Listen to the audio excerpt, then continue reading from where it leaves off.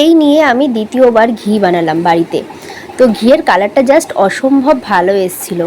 একটা জিনিস কি জানো তো বন্ধুরা, নিজের হাতে কোনো জিনিস বানিয়ে যদি সাকসেস হওয়া যায় না, তাহলে যেন তার আনন্দ শতগুণ বেড়ে যায়। তো আজকে আমি সেকেন্ড টাইম ঘি বানালাম। ফার্স্ট দিন যেদিন বানিয়েছিলাম সেদিনকে না সাহস হয়নি ভিডিও করার, যদি ভুল হয়। যাই হোক, দেখো ঘিয়ের কালারটা কি সুন্দর এসছে, তোমরাই বলো ভালো লাগছে না? একদম স্বচ্ছ কালার, স্বচ্ছ সোনালি কালার, খুবই ভালো লেগেছে আমার। আগের দিন রাতে ঘিটাকে স্টোর করে রেখেছিলাম ফ্রিজে, ভাবলাম পরের দিন সকালবেলা সিদ্ধ ভাতের সাথে ঘি দিয়ে খাবো। গরম ভাতে ঘি খেতে ভীষণ ভালো লাগে আমার। সে তো তোমরা নিশ্চয়ই আমার চেহারা দেখেই বুঝতে পারো যে আমি কতটা খাদ্যরসিক প্রাণী। যাই হোক, তো ভেবেছিলাম যেমনটা সেরকমটা আর হলো না। তোমাদের দাদাভাই আমাকে আবদার করে বসলো যে ওকে একটু সকাল সকাল যেন ডিম আলু ভুজিয়া করে দেওয়া হয়। তো আমি ভাবলাম আলু আবার সিদ্ধ দেবো, যা দাম এখন পেরেছি বিশ্বাস করো, মধ্যবিত্ত সংসারে আলু খেতে গেলে বড় ভাবতে লাগে, তাই আর আলু সিদ্ধ দিইনি, ডিম আলু ভুজিয়া করেছি।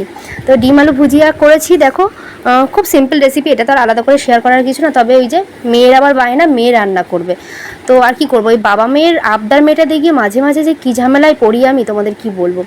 যাই হোক, তো আমি একটু নেড়ে টেড়ে ঢাকা দিয়ে আলুটা নরম করে দেওয়ার পরে মেয়েকে বললাম রসুন কুচিটা দিয়ে দে। তো এই যে উপর থেকে রসুন কুচি দিয়ে দিল। ডিম আলুর ভুজিয়াতে একটু রসুনের ফ্লেভার আমার মানে তোমাদের দাদাভাই ভীষণ পছন্দ করে, সেজন্য দিলাম। তো তারপরে এই যে আমার মেন কারসাজি, সেটা হচ্ছে ডিমটাকে দিয়ে দেওয়া। তো দুটো ডিমের ভুজিয়া করেছিলাম, সে আর একটা ডিম আর তোমাদের সাথে শেয়ার করা হয়নি কারণ ফাটাতেই পাচ্ছিল না। যাই হোক, তো দেখো ফাইনালি ও রান্নাটা কমপ্লিট করলো। আমি কিন্তু করিনি রান্না, আমার মেয়ে করেছে। হ্যাঁ, এই দেখো কালকের ঘিটা কি সুন্দর জমেছে বলো তো। ঘিয়ের শিশিতে মানে শিশির গায়ে ঘি লেগে রয়েছে, যেহেতু এটা দ্বিতীয়বার রাখা হয়েছে সেই জন্য। তো সত্যি ভীষণ সুন্দর একটা গন্ধ হয়েছিল, খুবই ভালো লেগেছে।